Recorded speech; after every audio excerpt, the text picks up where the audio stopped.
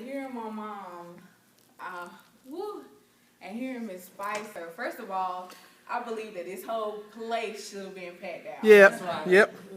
Unfortunately, when it comes to the African American culture, when it comes to cancer in general, there's a lack of support. It is.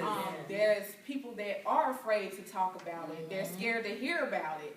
And but unfortunately, but they need to learn that knowledge is power. Yes. Whether you go through it or not, Yes. personally, Yes. just to have that knowledge is good to have. So what you're doing is really epic, Miss Spicer. Thank you. Thank you. I've never seen a platform where they give the opportunity for you to hear perspectives from both the cancer patient and a caregiver. Thank you. Usually it's only just the cancer, the patient itself, which is great because you always want to hear that testimony Yes. of how someone has overcome.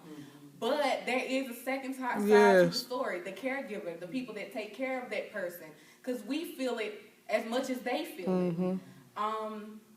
Upon hearing the news, of course I was hurt.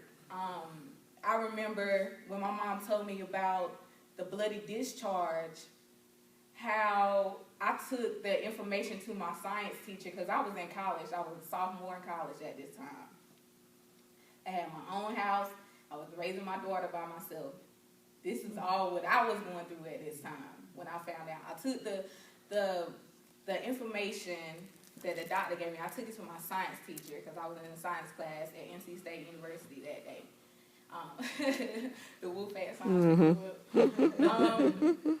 And I took it to my professor, and I was telling him about what I was experiencing, what my mom had told me.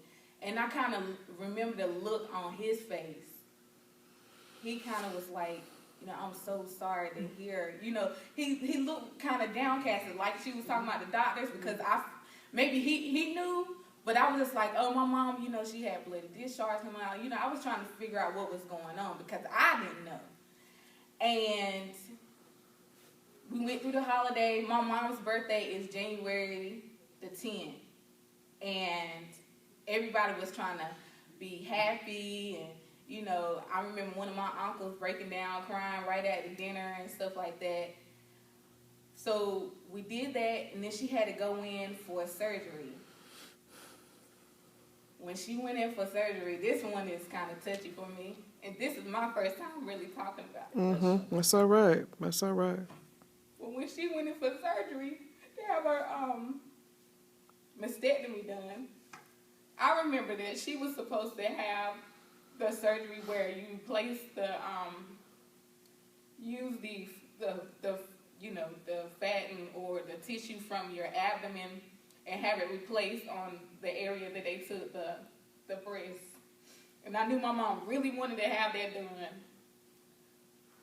But when the doctors came out of the surgery, I was faced to make a decision for her while she was in surgery, for them not to go forward with that. And the reason was because they said that they found some more cancer that had spread to her lymph nodes in her arm pit. So they wouldn't be able to do the surgery. I remember when they told me that, I told them not to go forth with it. I broke down and cried because I knew that was going to hurt her. And during this time, my mom forgot to elaborate on this, but during this time, my mom after she woke up, she was in the back hollering, screaming, because she